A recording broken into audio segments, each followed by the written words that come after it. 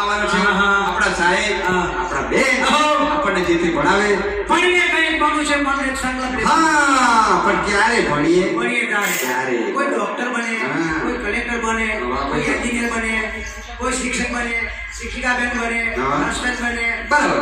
તો પણ ક્યારે આપણે ભણીએ તારે. બરાબર છે.